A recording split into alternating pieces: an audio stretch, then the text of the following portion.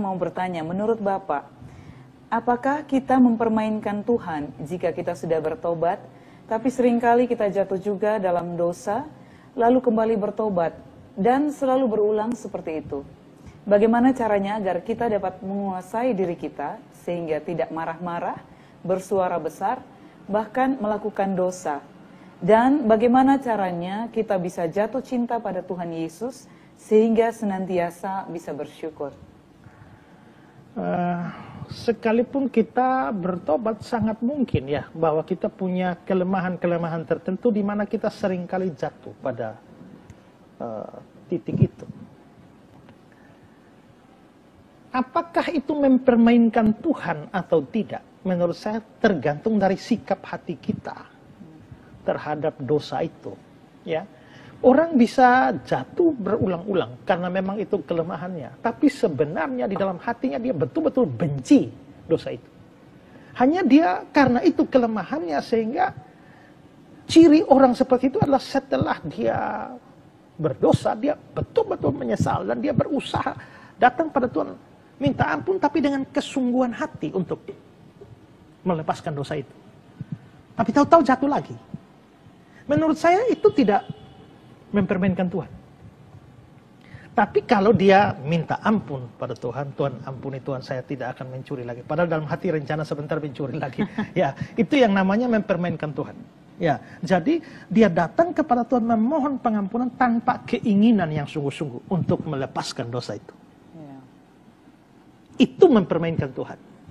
Tapi kalau dia, walaupun dia jatuh berulang-ulang, tapi sebenarnya hatinya itu penuh dengan kerinduan terhadap kekudusan dan kerinduan untuk terlepas dari dosa itu, menurut saya terlepas dari dia jatuh berapa banyak kali, tapi saya tidak menganggap itu sebagai sebuah tindakan mempermainkan Tuhan.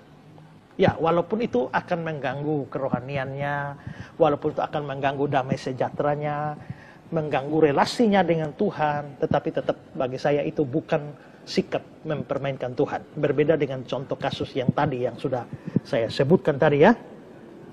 Nah, kalau ditanyakan bagaimana ya supaya kita bisa menang terhadap dosa, itu memang tidak mudah. Pertama, kita perlu banyak berdoa. Ya.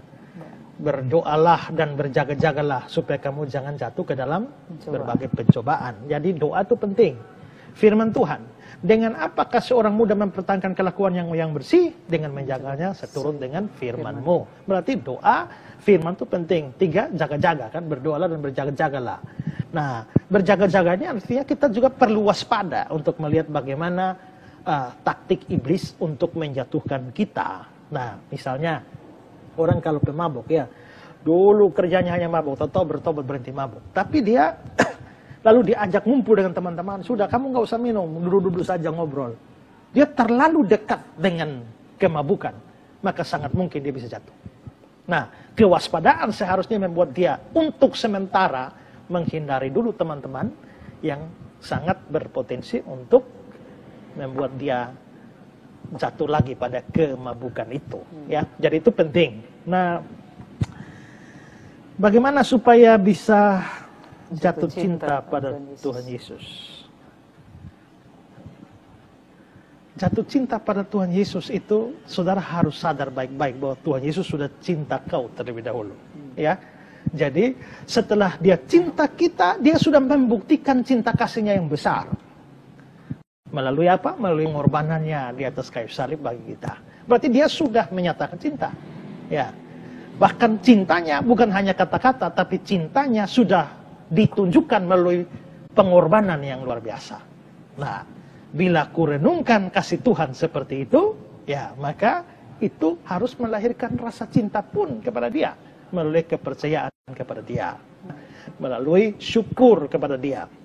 Jadi, menurut saya orang tak bisa jatuh cinta kepada Tuhan kalau dia tidak sungguh-sungguh mengerti Injil dengan benar. Kalau dia mengerti Injil dengan benar, siapa dirinya di hadapan Tuhan, betapa hinanya dia di hadapan Tuhan, betapa terancamnya dia karena murka Tuhan, tapi tahu-tahu diselamatkan oleh Tuhan. Itu sesuatu yang luar biasa. Pengalaman diselamatkan itu harus membawa orang kepada kepercayaan sungguh-sungguh kepada dia, dan berujung dengan jatuh cinta kepada dia.